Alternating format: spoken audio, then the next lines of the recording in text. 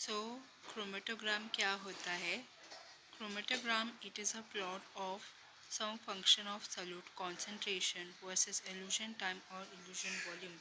तो last time जो हम सीख रहे थे कि कॉलम क्रोमेटोग्राफी से इल्यूशन कैसे होता है, तो हमने दो ग्राफ के बारे में स्टडी किया था।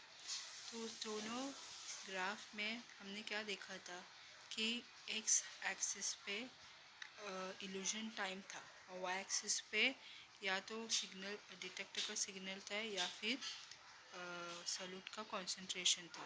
तो क्रोमेटोग्राम क्या होता है? ये ऐसा ही ग्राफ रहता है जिसमें वाई एक्सिस में कंपोनेंट का या फिर सॉल्यूट का कॉन्सेंट्रेशन होता है और एक्स एक्सिस में इल्यूशन टाइम होता है या फिर इल्यूशन वॉल्यूम होता है। इल्यूशन टाइम मतलब क्या होता है कि कौन से टाइमिंग में कंपोनेंट जो है वो वो कब सेपरेट हो पाया कॉलम क्रोमेटोग्राफी में इल्यूशन के वक्त, उसको बोलते हैं इल्यूशन टाइम। और इल्यूशन वॉल्यूम क्या होता है कि कंपोनेंट जो है जब वो कॉलम क्रोमेटोग्राफी से सक्सेसफुली बाहर निकल आया इल्यूशन के वक्त, तो कितना अमाउंट या कितना वॉल्यूम कंपोनेंट का बाहर निकला उसको बोलते हैं evolution volume. So chromatogram is useful for both qualitative and quantitative analysis. Chromatogram जो है वो दो टाइप के एनालिसिस के लिए काम करता है, वो है क्वालिटेटिव और quantitative analysis. The position of the peak on time axis can be used to identify the component of the sample. Qualitative analysis, तो क्वालिटेटिव एनालिसिस में लाइक सैम्पल को कैसे आइडेंटिफाई करता है क्रोमेटोग्राम। क्रोमेटोग्राम में क्या होता है हम जानते हैं, एक्स एक्सिस पे टाइम होता है। तो जब भी पीक कोई भी स्पेसिफिक टाइम में जब भी कंपोनेंट का पीक फॉर्म होगा स्पेसिफिक टाइमिंग में, उस टाइमिंग में हमें सैम्पल कंपोनेंट के बारे में हम आइडेंटिफाई कर पाएंगे। दूसरा है क्वांटिटेटिव एनालिसिस। अब क्वांटिटेटिव एनालिसिस कैसा होता है? The area under the peak provide a quantitative measures of the amount of each species. Quantitative analysis, तो क्वांटिटेटिव एनालिसिस कैसे होता है? अगर एक्स एक्सिस में इल्यूशन वॉल्यूम होगा, ठीक है, सॉरी इल्यूशन वॉल्यूम नहीं, फॉर एग्जांपल क्वांटिटेटिव एनालिसिस मतलब हर कंपोनेंट का हम अमाउंट कैसे जान सकते हैं।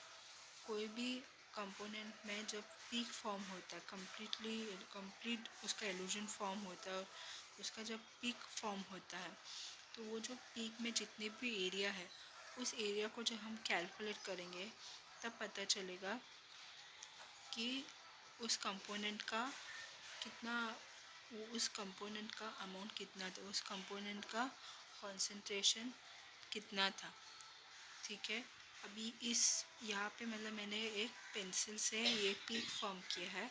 तो ये जो पीक जो फॉर्म हुआ है कंपोनेंट का, उस पीक में का जो एरिया है मैंने उसको डायगोनल लाइन फॉर्म किया है। तो उस डायगोनल लाइन से पता चलेगा कि इल्यूशन के वक्त कितना कितना स्पेसिफिक कंपोनेंट का अमाउंट था। तो इसकी वजह से क्रोमेटोग्राम से क्वांटिटेटिव एनालिसिस कर सकते हैं। नेक्स्ट है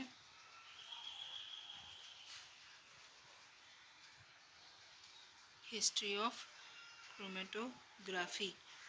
सो क्रोमेटोग्राफी क्या होता है हमने जान लिया। क्रोमेटोग्राफी में हमने बेसिक जान लिया, जैसे कि एलुएंट इंटरफेरेंस क्या होता है, इंटरफेरेंट क्या होता है, एलुएट क्या होता है, एल्यूजन्स क्या होता है, स्टेशनरी फेस, मोबाइल फेस क्या होता है। फिर स्टेशनरी फेस में कॉलम क्रोमेटोग्राफी, प्लेनर क्रोमेटोग्राफी क्या होता है। फिर कॉलम क्रोमेटोग्राफी में हमने पढ़ा गैस क्रोमेटोग्राफी क्या होता है। गैस क्रोमेटोग्राफी का भी दो टाइप होता है, जैसे कि गैस लिक्विड क्रोमेटोग्राफी और एक गैस सॉलिड क्रोमेटोग्राफी। फिर लिक्विड क्रोमेटोग्राफी रहता है, उसमें 5 टाइप का होता है। एक है लिक्विड क्रोमेटोग्राफी, दूसरा लिक्विड सॉलिड क्रोमेटोग्राफी, एक एफिनिटी क्रोमेटोग्राफी, एक आयन एक्सचेंज क्रोमेटोग्राफी, एक सिव एक्सचेंज क्रोमेटोग्राफी, फिर बाद में हमें SFC super critical fluid chromatography के बारे में भी सीखा और कैसे क्रोमेटोग्राफी में कंपोनेंट सेपरेट होता है, कैसे एल्यूजन होता है और कैसे हम उसको स्टडी कर सकते हैं क्रोमेटोग्राम के थ्रू, वो भी हमने स्टडी किया। अब इस बार ये जान लेते हैं कि क्रोमेटोग्राफी का हिस्ट्री क्या है, उसका इतिहास क्या है। Chromatography was invented by the Russian botanist Mikhail Tsvet. तो मिखेल टेस्वेट जो है एक रशियन बॉटनिस्ट थे, उन्होंने क्रोमेटोग्राफी इन्वेंट किया था। तो उन्होंने पहले क्या किया था, he used the technique to separate various plants pigments such as chlorophylls and xanthophyll by passing solution of these species through glass column packed with finely divided calcium carbonate। तो इन्होंने कॉलम क्रोमेटोग्राफी के अंदर calcium carbonate का powder डाल दिया था। तो उन्होंने जब इस तरीके से इक्विपमेंट फॉर्म किया तो उस इक्विपमेंट में उन्होंने मिक्सचर डाला। मिक्सचर क्या था, प्लांट पिगमेंट्स का मिक्सचर था।